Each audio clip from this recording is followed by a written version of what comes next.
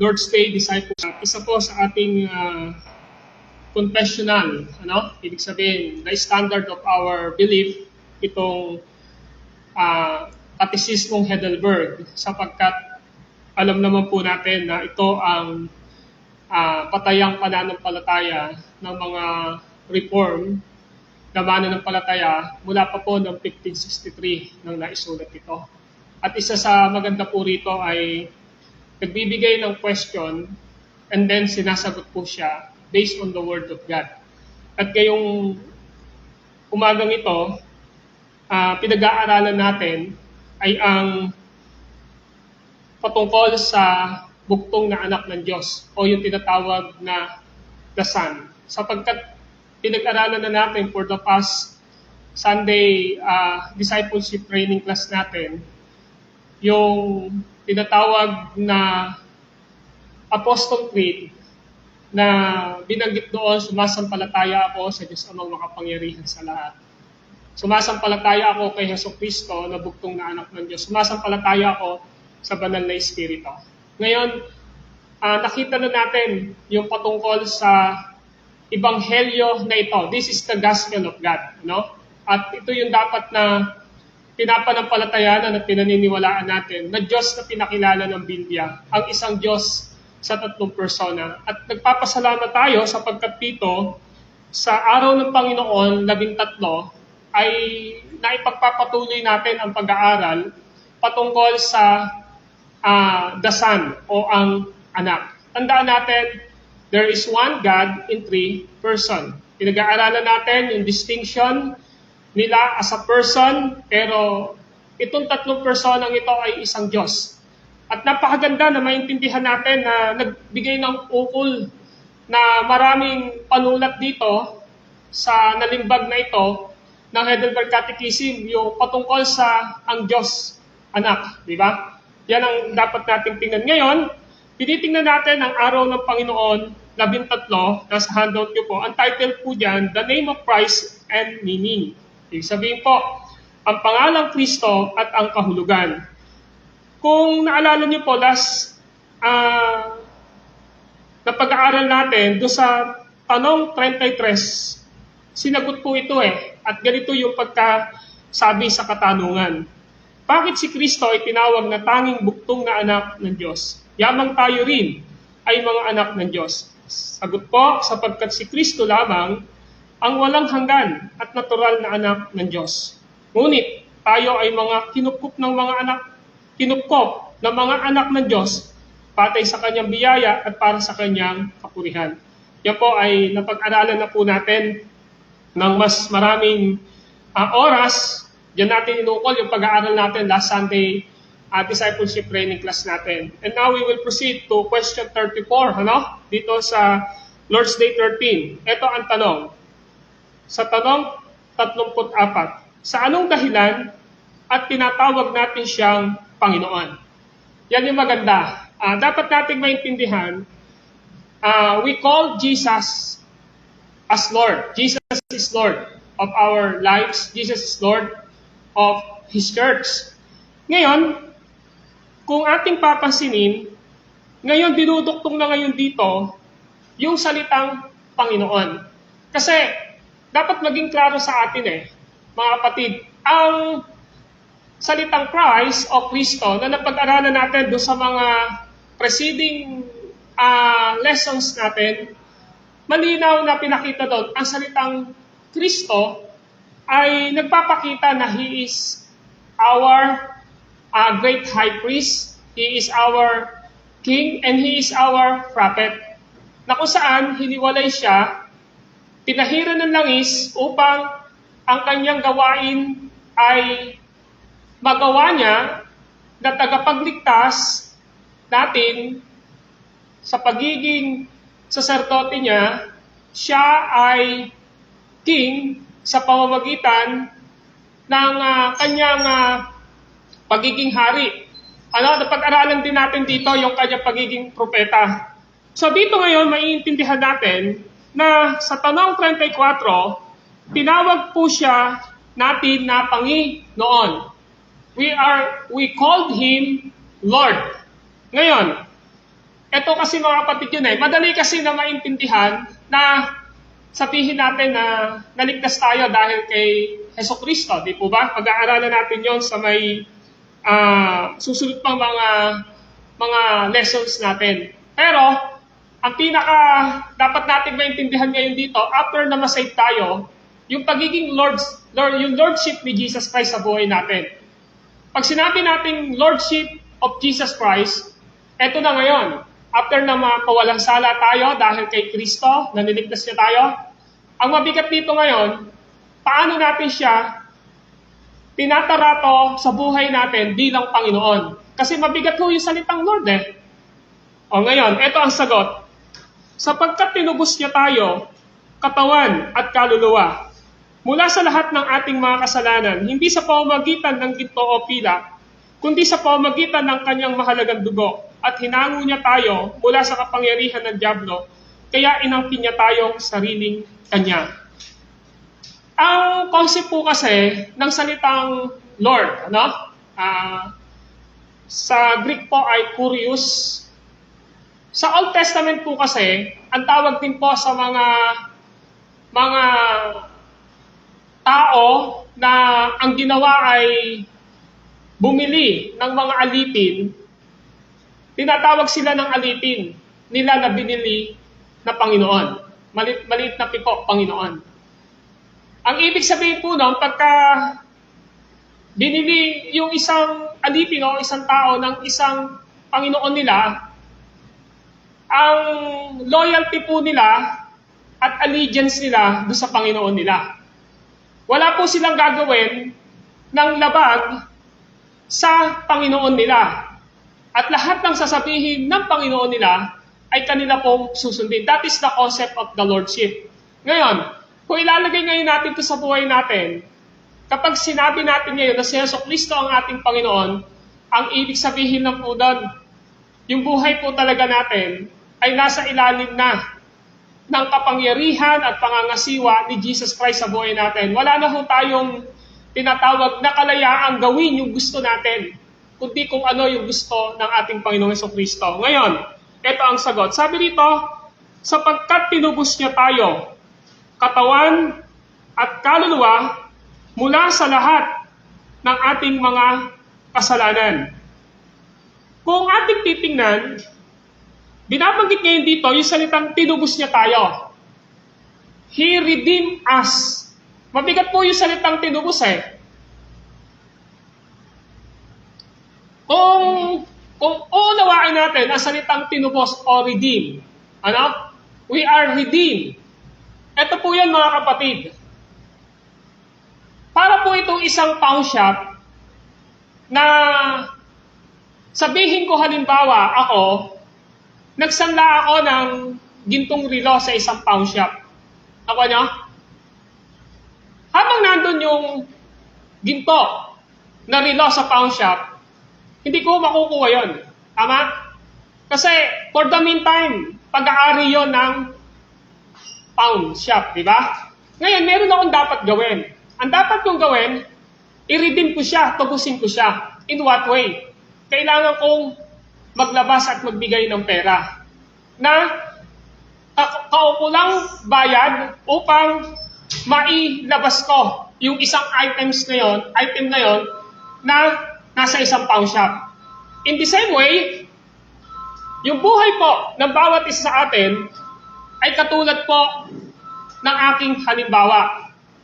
Yung buhay po natin dati, mga kapatid, o sino mang hindi pa naliligtas, ay pag-aari po ng dyablo. Ang isang makasalanan na hindi pa po nasisave, hindi pa naliligtas, pag-aari po siya ng sanlibutan, pag-aari po siya ng dyablo.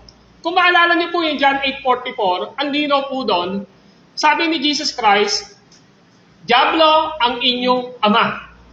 Alam natin na in this world, there are two kingdoms na nag-e-exist. And that is the kingdom of God, kingdom of Christ, which is the assembly of believers na tinubos ni Kristo, and that is church. Or else, sila yung mga taong hindi naligtas na nasa kaharian. ng kaaway o ng dyablo. Ngayon, yung buhay natin, dati, yung buhay ng mga hindi pa naliligtas ngayon, sila ngayon ay nandoon sa aspeto ng pag-aari ng takbo ng sanlibutan o ng kaaway sa diretsahang salita. Ngayon, kung inyong papansinin, ang pwede lang magsabi na si Kristo ay Panginoon ng kanyang buhay ay ang nakaranas lang po ng pagliligtas ni Kristo. Ang nakaranas lang po ng pagtubos ni Kristo. Kaya, hindi ho siya pwedeng tawagin ng isang unbeliever na Panginoon niya si Kristo hanggat hindi siya tinutubos. So tayo naman, na mga tinubos na ni Kristo, tinatawag natin siyang Panginoon ng buhay natin. Kasi tingnan niyo, sabi sa tanong 34, sapagkat tinubos niya tayo. Saan? Dalawang aspeto po. Sa katawan at kaluluwa. We are not redeemed by Jesus Christ sa pamamagitan lang po ng ating katawan. Ibig sabihin po, mga kapatid, dalawang aspeto yung dapat nating maintindihan. Nang tinubos tayo ng ating Panginoong Jesucristo, holistically tinubos niya kung sino talaga tayo. Tinubos niya yung ating katawan, tinubos niya yung ating kaluluwa. Kasi bakit? Kung inyo maalala, sa Book of Genesis, ang sabi ni Jesus Christ kay Adam, pag kinain mo yon, mamamatay ka. Tama po ba? At dalawa yung salitang kahulugan ng salitang kamatayan doon, death. That is spiritual death and physical death. That's why nung nahulog sa kasalanan si Adam, lahat ng tao nahulog sa kasalanan sa kabuuan ng buhay niya. Kaya nga, ang sabi ng Romans 5:12, pumasok ang kasalanan sa pamamagitan ng isang taong si Adan. At sa pamamagitan niya, lumaganap ang kamatayan sa lahat ng tao sapagkat lahat ay nagkasala. Tingnan nyo, yung katawan na matay, tapos yung kaluluwa, yung kasalanan ay lumaganap. Ano ibig sabihin nito? Holistically, ang tao spiritually dead. Ang ibig sabihin nito, may problema siya. Totally deprived siya sa kanyang katayuan. Pero ang ginawa ng ating Panginoong Jesucristo, tayo ngayon, kung bakit tayo nakakatawag sa Kanya ng Panginoon, ay dahil tinubos niya tayo sa ating katawan at sa ating kaluluwa. So, ibig sabihin, tayo ngayon, pag sinabi natin si Jesus ay Panginoon ng buhay ko, alam natin na mamamatay yung katawan natin in the proper time na itinakda ng Diyos. Pero alam natin, yung kaluluwa natin, maliligtas yun sapagkat tinubos tayo ni Kristo. Tama po ba? And in the second coming of Jesus Christ, alam natin na ang katawan natin ito na namatay ay bubuhayin ng Panginoong Diyos at bibigyan niya tayo ng maluwalhating katawan o makalangit na katawan. At yun yung complete salvation na meron tayo. Ngayon, ano ang sabi dyan? Mula sa lahat ng ating mga kasalanan. Tinubos niya tayo. Ang sabi ron, tinubos niya tayo sa katawan at kaluluwa mula sa lahat ng ating mga kasalanan. Eto mga kapatid, when Jesus redeemed us, He was not redeemed us partially. Sa totoo ho, hindi ho partial, hindi lang ho bahagi ang tinubos ni Kristo sa atin. Tinubos ni Kristo, tinubos ni Jesus, ang lahat ng kailangan niyang tubusin sa atin, ang katawan at kaluluwa. Ngayon, kung titingnan natin, malinaw dyan na kapag ang isang tao ay nakaranas ng pagtubos ni Kristo, ang taong ito ay napawalang sala na mula sa kanyang nakaraang kasalanan sa pangkasalukuyang kasalanan at hinaharap na kasalanan. And that is what we call justification. Pag pinawala sala tayo ng Panginoong Diyos, we are acquitted. Na ano ang ibig sabihin? Yung pagtubos ni Kristo sa atin is not a temporal. Na kapag halimbawa ngayon, Panginoon ko si Jesus, pero ang nangyari, nakagawa ako ng mali, eh wala na yung salvation sa akin, hindi ho siya. Hindi ho ganon. Ang salvation po, once and for all, bibigay ng ating Panginoong Diyos sa atin, kung kaya paniniwalaan natin na we have eternal life. Kaya nga, the word eternal life upang ang sino man ay magkaroon ng buhay na walang hanggan, eternal life. Ngayon, pansinin nyo, ano yung pinambayad ni Kristo sa atin? Malinaw po ang sabi, sa pamamagitan ng kanyang mahalagang dugo. Pansinin niyo po ang unang Korinto 6:20. Kung tinubos tayo ni Kristo sa pamamagitan ng kanyang dugo, saan natin gagamitin ang bahagi ng ating katawan? Ito ho, unang Korinto 6:20. Napakalinaw po ng 6:20. Ang sabi, binili niya kayo sa malaking halaga. Nakita niyo yun? Binili tayo ng Diyos saan daw? Sa malaking halaga. Sa tingin nyo, bakit malaking halaga? Walang pwedeng ikumpara. Hindi niya tayo binili sa pamamagitan ng ginto o pilak na nakalagay dyan po sa handout ninyo. Tama? Hindi niya tayo binili sa pamamagitan ng ginto o pilak. Hindi. Ang salvation ng tao, hindi niya kayang bayaran ng ganumang kabigat na gramo o kilo ng ginto o pilak. Kaya nga ang salvation, hindi ho nababayaran ng sino man tao. Wala ho, kahit gaano pa siya kabanal, hindi ito pwedeng bayaran ng sino man tao. Yung kasalanan natin, dati, hindi nyo po kayang bayaran yon. Kahit susulan mo ang Diyos, hindi mo siya masususulan, hindi mo siya mababayaran. Kapag namatay ka ng walang relasyon sa Panginoon, humarap ka kay Kristo, hindi mo rin siya masusulsulan ng anumang kayamanan. Hindi ho ginto, hindi pilak ang pinantubos sa atin. Ang pinantubos po sa atin ay walang iba kundi ang mahalagang dugo ni Kristo Jesus.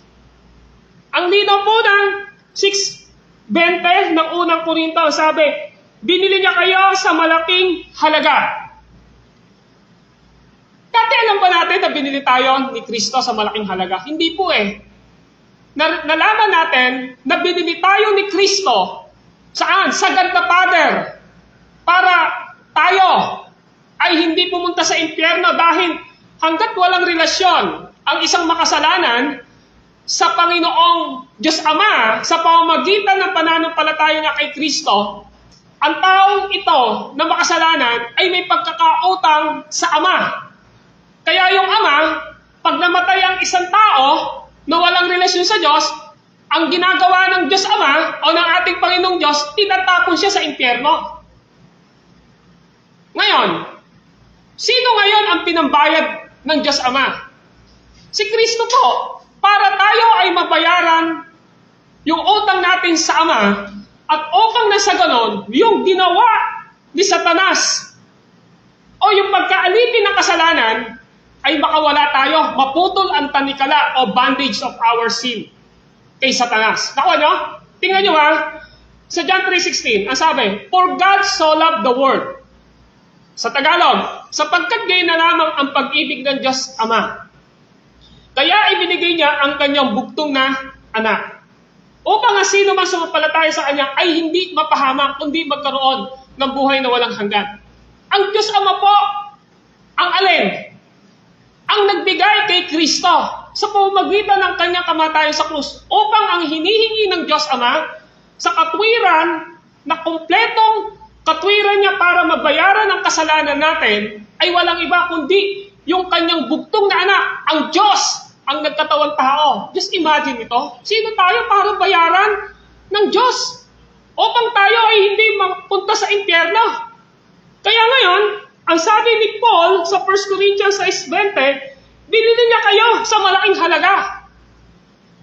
Hindi ka nabili ng sino man. Hindi ka naligtas dahil sa ginto mo, sa pilak mo, o sino man taong binanal. Wala. Kaya sabi ng Biblia, walang saysay ang pagtiwalaan ng tao ang sino mang kapwa niya tao. Kahit na sino mang binanal yan, na nakikita natin, na yan yung warning nga ng Biblia eh. Na huwag kayong gagawa ng Diyos-Diyosan, huwag kayong sasamba ng Diyos-Diyosan upang iukol natin ang pananampalataya natin sa mga bagay na iyon. And that is prohibited and vehemently rejecting by the Word of God.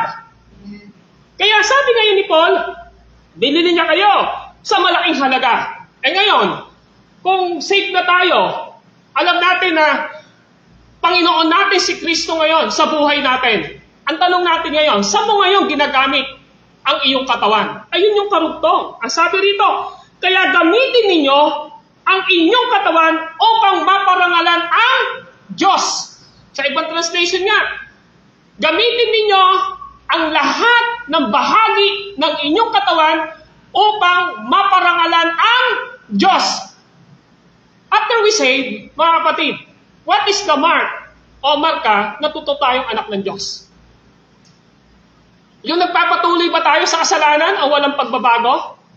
Yung mali nating paniniwala dati, na ito yung paniniwala natin dati, magiging relativism ba tayo? Na mamamangka tayo sa dalawang ilog? Na sasabihin mo, okay lang ako sa born again, pero okay din ako dito sa dati kong relihiyon? And that is wrong. If you experience the saving grace of Jesus Christ, who bought you by His blood, there is a radical change in your life. At sasabihin mo, si Jesus Christ ang Panginoon ng aking buhay. At ang goal mo ngayon sa buhay mo is what? What is your goal after you save? Okay, nabana, yung bisyo ko, gagawin ko pa rin. Dati ko maininom. Ngayon, titikim pa rin ako ng alak. Dati ko nagsusugal, pero ngayon, konti na lang, magsusugal pa rin ako. Ganun ba? Dati ko na sumasamba sa ganito na mali. Pupunta pa rin ako, magko-compromise ako. Ganun ba dapat tayo? Hindi ho yun ang turo ng Biblia. In the Bible, there is no gray area. There is no gray area. There is no relativism when it comes to the truth. The truth is truth. The lie is lie. Kaya hindi ko pwedeng sasabihin natin, siguro, tingin ni Lord, okay na to. Hindi ko pwede ganun eh. Si Lord, pag sinabi niyang mali ito, mali. Kapag sinabi ni Lord na tama ito, tama. Kung sinasabi ng Lord na huwag kang gagawa ng Diyos-Diyosan, yun ang tama. Kung sinasabi ng Lord na huwag kang sasama sa Diyos-Diyosan, yun ang tama. Kung sinasabi ng Diyos na igalang mo ang araw ng paumahinga sumamba ka, yun ang tama. Hindi yung nararamdaman mo kung kailan mo lamang gustong gawin. Hindi yun. In the Bible, there is no gray area. In the Bible, there is antithesis. The Bible declares what is truth and what is lie and what is wrong. Kaya sabi ng Bible ngayon dito, kaya gamitin ninyo ang inyong katawan. So kung na-save ka ngayon, kanino mo ngayon ginagamit yung katawan mo? Yung buhay mo na yan. Sa dati pa rin bang buhay mo? Na dati, ito yung bisyo mo. Dati, ito yung paniniwala mo. Dati, ito yung ginagawa mo. Diyan pa rin ba yung ginagawa mo? Hindi eh. Malinaw eh. Ang sabi, kaya't gamitin ninyo ang inyong katawan upang maparangalan ang Diyos, to glorify God sa buhay natin. Mga kapatid, alam niyo, mabigat ang salitang maparangalan. Mabigat ang salitang glorify. Mabigat ang salitang maluwalhati ang Diyos. Mapakabigat po niyan. Kung ang iniisip natin, mayari kang masave, mayari kang niligtas ng Panginoong Diyos, tapos nasa isipan mo lang, yung pagkakaroon mo ng isang pananampalataya na parang mapaka-relax mo lang, mapaka-relax mo lang, hindi ho yun ang turo ng Bible. Isipin niyo po, when God save you, there are serious matter sa buhay mo ngayon. And what is a serious matter? To glorify God through your body. Amen po ba? Maluwalhati ang Diyos. Kaya sabi ng Bible, whatever you do in deeds and word, do it for the glory of God. Colossians 3:23. Kapag ka ba iinom ako, maluluwalhati ako ang Diyos. Kapag ba magsusugal ako, maluluwalhati ko ang Diyos. Kapag ka ba gumawa ako ng kasalanan, maluluwalhati ko ang Diyos. Kapag ka ba hindi ko pinag-ukulan ng pansin ang gawain ng pananambahan sa Lord, maluluwalhati ko ang Diyos at uunahin ko yung gusto ko. Think about this, mga kapatid. There is a radical change to those who are truly and genuine saved. Na pagkatapos nating maligtas, our heart and our mind is always filled with the Word of God. And the Word of God nagdo-dominate sa buhay po ng bawat isa sa atin because we want to please God. sa buhay natin. Kaya linaw po nasabi ng 1 Corinthians 6:20, bilhin niya kayo sa malaking halaga, kaya't gamitin ninyo ang inyong katawan upang maparangalan ang Diyos. Kung sabi ni Jesus Christ, kung ang mata mo ang nagiging sanhi ng iyong kasalanan, tukutin mo. Ba't sinabi niya yun? Kasi after you say, hindi ka na dapat, na ang ibig sabihin nun, literal mong dudukutin, hindi yun Yung mata mo dapat, pag tumingin, hindi na dapat ito mapanghatol. Tama? Hindi na siya dapat tumitingin na parang ang tingin mo dati, pag tinitingnan mo yung isang tao, meron ka na agad naiisip na hindi maganda sa kanya o pangit. Tingnan nyo, pag ginagamit ba natin yung mata natin, ang isipan natin, nag-glorify si Lord? Yung kamay ba natin na ito, pag ginagamit natin, nag-glorify ba si Lord? Tama po ba? Yung paa natin, nag-glorify ba si Lord? The purpose of genuine saved and those who truly and genuine receive Jesus as the Lord of his life or her life. Malinaw na malinaw dapat. Ang pagkayari nun, Lord, I want to glorify you and exalt you sa buhay ko pong ito. Yan ang ibig sabihin ng salitang pinapanginoon mo si Kristo. Amen po ba? Kaya pag sinabi ni Maria, pinapanginoon ko si Jesus, hindi na niya pag-aari yung katawan niya. Pag-aari na ito ni Kristo. Dahil binili na siya ng ating Panginoong Jesucristo. Kaya sa Old Testament, ganun Kuwari ako yung Panginoon, maliit na P. Binili ko halimbawa si Jose. Ganyan nangyari kay Jose. Di ba? Nung nasa Ehipto sila, binili sila ni Paraon, di ba? Tapos tawag niya kay Paraon, Panginoon, siya'y pinamahala ng lahat ng ari-arian. Lahat pinamahala sa kanya. Pero maliban lang sa isa na hindi pinamahala kay Jose. Sino po? Si Mrs. Potiphar. Kaya nung dumarating na si Mrs. Potiphar, dahil poging-pogi si Jose, akitis siya, gusto ni Potiphar, Mrs. Potiphar na matikman si Jose. Ano ginawa ni Jose? Tumakbo siya. Bakit? Malinaw sa kanya Hindi yon kasama sa pagiging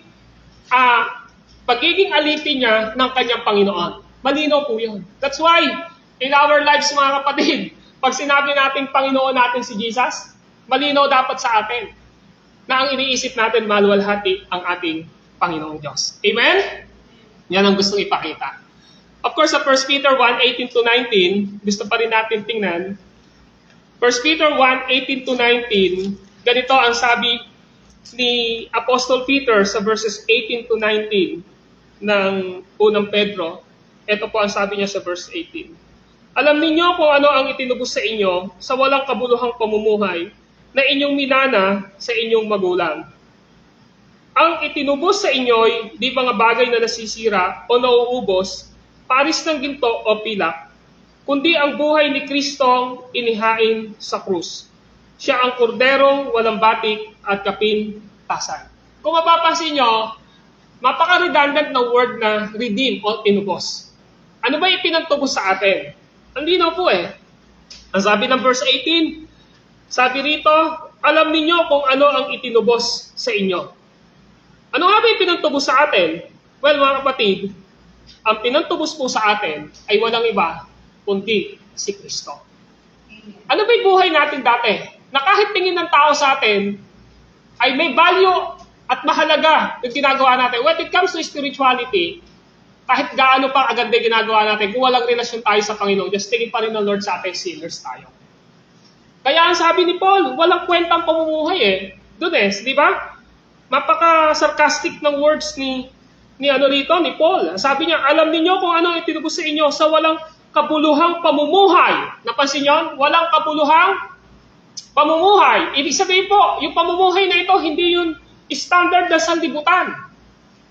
Kundi, hindi tayo namumuhay dati sa standard ng ating Panginoong Hesukristo na dapat namumuhay tayo ng may kabanalan. Ano pa? Sabi ng verse 20, verse 19, nasabi, eto pa, sa verse 18. Ang itinubos sa inyo, di mga bagay na nasisira o nauubos, paris ng ginto o pilak, kundi ang buhay ni Kristong inihain sa cross. So napansin niyo kung ano pinambayad sa atin? Kamatayan ni Kristo sa cross. Ngayon, what is the implication of Apostle Peter dito sa kanyang pagpapaliwanag sa verses 18-19? Nasa 1:15. Tingnan nyo, 1 Peter 1:15. Ano sabi niya? Ang sabi niya ay ganito, yamang ang Diyos na humirang sa inyo ay banal. Ano yung kasunod? Dapat kayong magpakabanal anuman ang inyong ginagawa. Ay sa nasusulat, magpakabanal kayo sapagkat ako'y banal. If you notice, magpakabanal kayo anuman ang inyong ginagawa. That is the goal of a genuine Christian. Kapag sinabi natin na si Jesus ay Panginoon ng buhay natin, Jesus is Lord of our lives, or Jesus is Lord of my life, ang dapat na makita sa atin ngayon, iisa na lamang. I want to glorify Jesus Christ sa buhay ko as my Lord. Paano mo mag-glorify si Jesus sa buhay mo? Yung bang mamumuhay ka pa rin, katulad ng pamumuhay mo nang hindi ka pa mananampalataya? Siyempre, hindi na po. Hanggat namumuhay ka sa kasalanan, hindi mo mag-glorify si Jesus sa buhay mo. Mag-glorify mo si Jesus sa buhay mo kapag dahil po sa pagliligtas ni Kristo ay patuloy na sumusunod ka sa salita ng Panginoong Diyos na pag-aaralan natin dito dahil sa kapangyarihan at bunga ng banal na Espiritu sa buhay natin. Doon tayo makapamumuhay. Kaya ang concept ng salitang holiness ay separation. Hiniwalay na tayo ng Diyos mula sa pangkaraniwang gamit tungo sa isang espesyal na paggamit ng Diyos sa atin. That's why the word holiness is separation. Hiniwalay tayo ng Diyos mula sa pagiging makasalanan.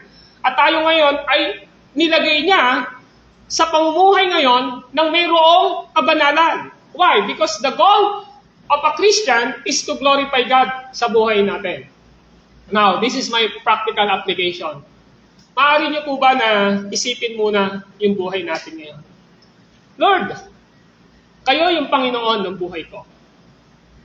Dahil nasave ako, dahil sa kamatayan ni Jesus Christ sa cross ng Kalbaryo.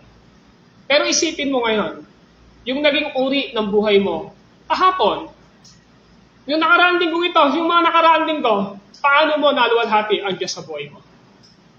Sinunod mo ba si Jesus sa buhay mo bilang Panginoon? Dahil ang definition natin ng salitang Panginoon, hindi mo na pag-aari ang buhay mo ngayon. Ang may-ari na ng buhay mo si Kristo. Tama po ba? At kung si Kristo na ang may-ari ng buhay mo, ang sabi ng 1 Corinthians 6:20, gamitin ninyo ang inyong katawan upang maparangalan siya. Paano mo ginamit ang buhay mo iyan para kay Kristo? Kayo po'y nakakaalam niyan. Tama po ba? Hindi ko kayo lagi kasama. Pero si Lord, alam po niya yan. Kung naging hipokrito tayo sa pamumuhay natin sa kanyang harapan. Alam ni Lord, kung anong uri ang buhay na meron tayo. Yung katawan ko bang ito, Lord, ginamit ko kahapon no makalawa to glorify you, o nakakahiya sa iyong harapan dahil meron akong ginawang mali. Minsan kailangan nating maintindihan yun eh.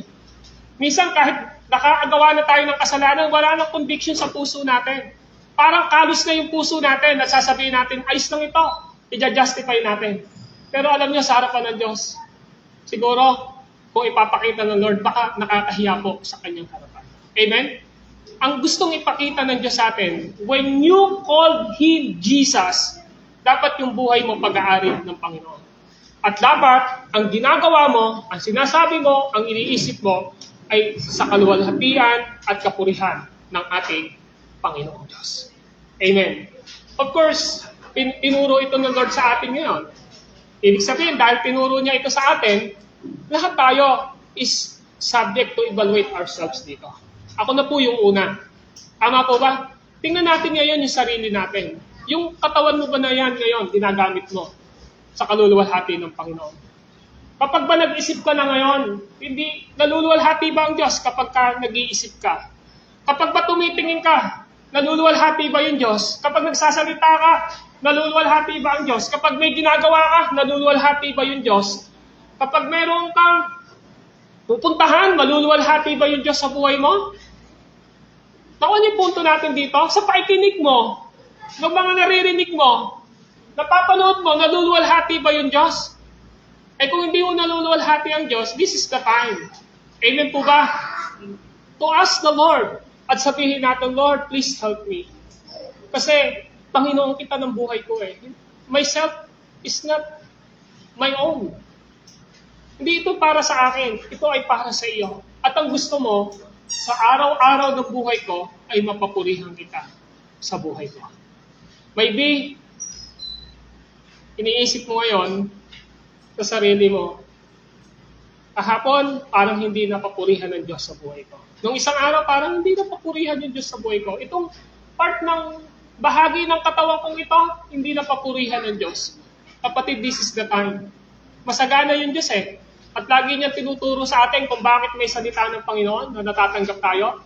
Kasi ang gusto ng Panginoong Diyos, maging totoo na si Jesus ay Panginoon ng buhay natin. Amen? So yan po ang ibig sabihin. Kaya ipagpaumanhin nyo, hindi ko po natuloy yung the birth of Christ and its purpose kasi gusto kong bigyan ito ng mas mahabang punto. Kung hawak nyo po yan, sa susunod, maaari nyo po rin paidala. Pero nakita po natin ngayon sa tanong 34, sa anong dahilan at tinawag natin siyang Panginoon? Ang sagot, sapagkat tinubos tayo ni Kristo sa katawan at kaluluwa. Mula sa lahat ng ating mga kasalanan, hindi sa pamamagitan ng ginto o pilak, kundi sa pamamagitan ng kanyang mahalagang dugo. At hinango niya tayo mula sa kapangyarihan ng dyablo, kaya inangkin niya tayong sarili kanya. We are the property of Jesus. Amen? Si Jesus po ang may-ari ng buhay natin.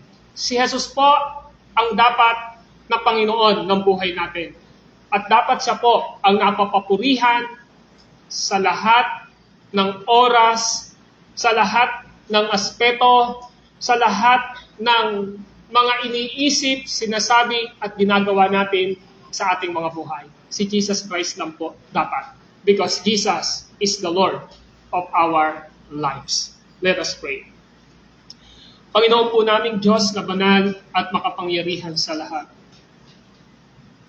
Ang aming pong mga puso at ang aming mga isipan ay mas sigit na na-overwhelm, hindi dahil lamang po sa emosyon, kundi dahil sa katotohanan ng inyong mga salita na nabasa at naipaliwanag ngayon. Lord, Jesus, You are the Lord of our lives. At hindi po basta-basta sa anumang paraan kung bakit kami ngayon nakakatawag kay Jesus na Panginoon. Dahil may mas mabigat na dahilan kung bakit niya kami niligtas. At ang mabigat na dahilang iyon, after we save and receive Jesus as the Lord and Savior of our lives, dapat makita sa uri ng pamumuhay namin ngayon ang pagiging Panginoon Jesus sa pamamagitan ng pagluluwalhati sa Kanya, sa pamamagitan ng aming pag-iisip, sa pamamagitan ng aming pananalita, at sa pamamagitan ng aming mga gawa. At Panginoong Diyos, binili niyo kami sa pamamagitan ni Kristo mismo. Binili niyo kami sa pamamagitan ng Kanyang dugo na tumikis doon sa krus ng Kalbaryo 2,000 taon na ang nakalilipas. Siya ang bumili sa amin. Siya ang dahilan kung bakit niyo kami tinitingnan ngayong anak. Siya ang dahilan kung bakit kami matuwid sa inyong harapan. Because of Christ's righteousness, because of His blood, who shed at the cross of Calvary to redeem us, to save us from the coming wrath and the sins, Panginoon, na meron po kami sa aming mga buhay. Panginoon, ang inyong nais ngayon na makita sa amin ay magkaroon ng radical change sa buhay namin. Magkaroon ng radical na pagbabago sa buhay namin. Na ang buhay namin ngayong ito ay sabihin namin na pag-aari ng aming Panginoong Hesukristo. At wala po kaming karapatan sa sarili namin na mamuhay ng ayon lamang sa sarili naming kagustuhan, kundi dapat malinaw na naiintindihan namin, katulad na sinabi ni Apostle Paul sa 1 Corinthians chapter 6 verse 20, na binili kayo sa malaking halaga. Kaya gamitin ninyo ang lahat ng bahagi ng inyong katawan upang maparangalan ang Diyos. Ngayon, ng mga anak nyo kami, ang dapat na nasa puso namin, Lord, gusto ka naming maparangalan sa lahat ng bahagi ng aming katawan. Gusto itong maparangalan kapag ka nag-iisip ako. Gusto itong maparangalan, Panginoong Diyos, kapag tumitingin ako. Gusto itong maparangalan, Panginoon, kapag nakakakinig ako, Panginoon. Gusto itong maparangalan pag nagsasalita ako, Panginoong Diyos. Sa lahat ng gagawin ko, Lord, nais kitang maparangalan, nais kitang mapapurihan. Because this is the goal of my salvation, to glorify God, to glorify Jesus in whatever I do and deeds sa buhay ko pong ito.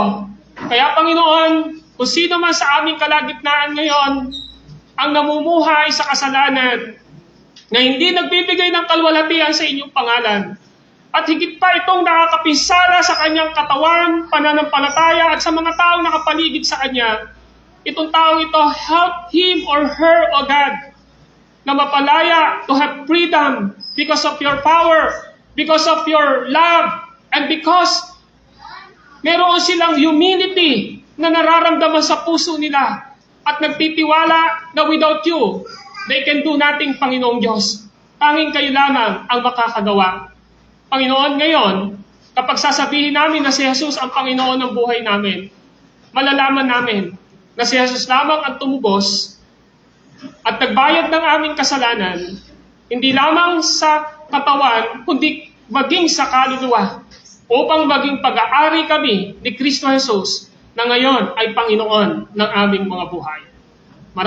Maraming salamat po, Lord, sa lahat ng aming natanggap at narinig na inyong mga salita, at may pamuhay po namin ito sa gawa at udyok at kapangyarihan ng inyong Santong Espiritu sa aming mga buhay.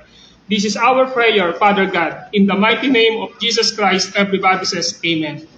Pakpan po natin ang ating Panginoong Diyos. We have a break. Morning po sa inyo lahat.